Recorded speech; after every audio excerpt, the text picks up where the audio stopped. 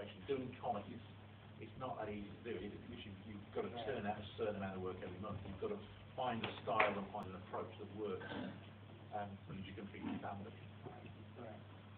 I don't tend to use a lot of Photoshop on my stuff. I'll scan it in as a TIFF file, 400 dpi TIFF file. Maybe every now and again, if there's a light, I might do a frayed light spot on the page. But other than that, I try to keep everything on the page. I've tried to use electronic inking implements, such as a Cintiq tablet, which is great. But I actually like the texture, the meat of the paper underneath the brush. I think it just gives a lot more life to the light.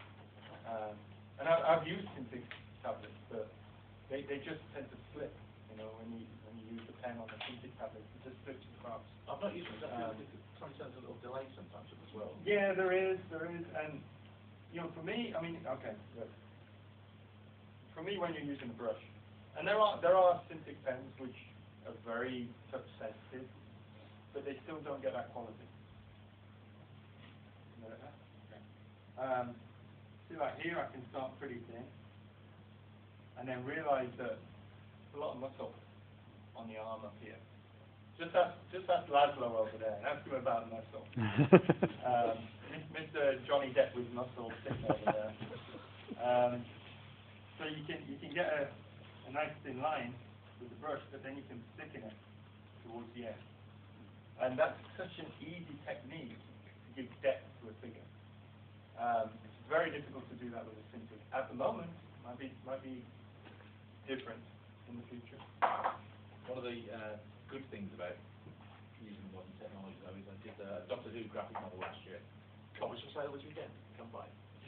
And the writer had this one page where he wanted a scene on a central room in Skaro where all the dialects are wandering around and they're all doing lots of things.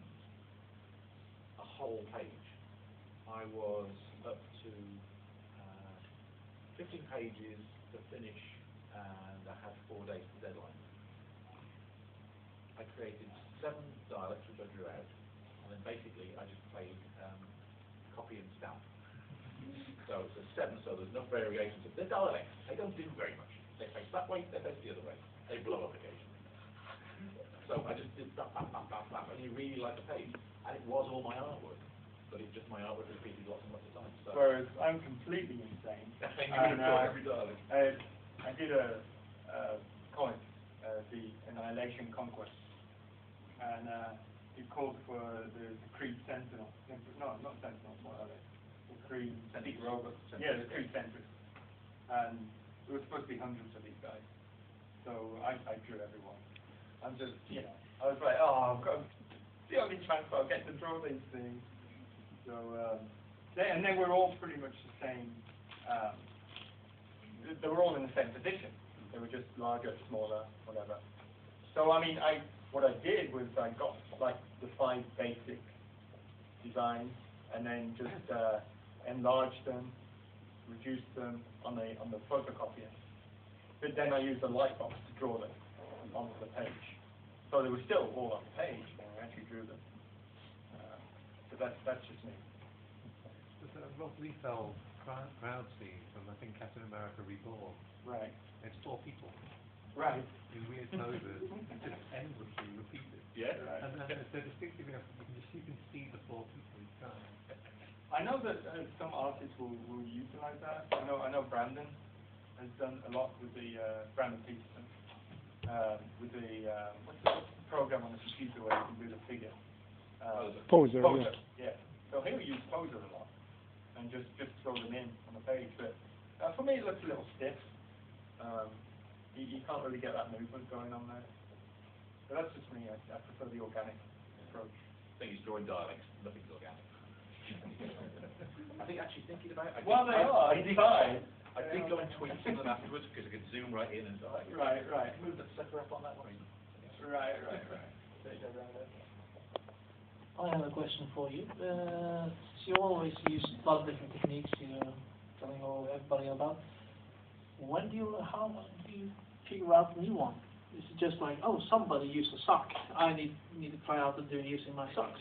Or it's like, oh, socks might be a good idea for this one? Yeah, it's more like that. Okay. It sucks. I was very lucky when I was at CrossCheck, because everybody worked in the studio together.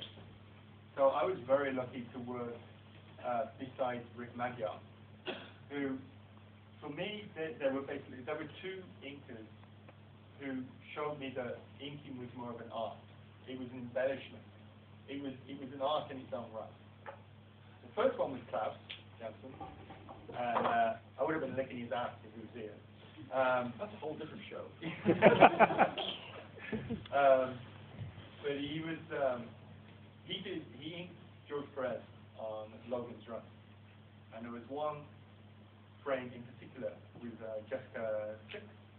Yeah, you tell me. Yeah. There was one frame in particular with Jessica Six where there was a side view of her and she was looking down, and he added such delicate lines around the eye. And that was when I first noticed. It was like, wow, this has just changed the picture. But kept the basics of it, but changed it in a way that made it more subtle, more delicate. And so Klaus was the first one I noticed doing that. The other one was Rick Magyar, when he inked The Question, which was a fantastic series for the first 20 issues. Dennis Cowan was penciling it. Denny O'Neill was writing it. Fantastic. And Rick was using so many different techniques on The Question when he was inking it that you could see the penciling underneath, you could see the structure, but the inking brought so much out of it. It was unbelievable. So I was very lucky at CrossCheck to sit next to Rick and watch him inking, and it was brilliant the way he was using it. And he would use all these different things. He would use socks and cloths and all different things to big feather brushes. And he would utilize whatever was there to get across the proper texture. Fantastic work. Yeah. So the thing I think about it, if somebody told you about this,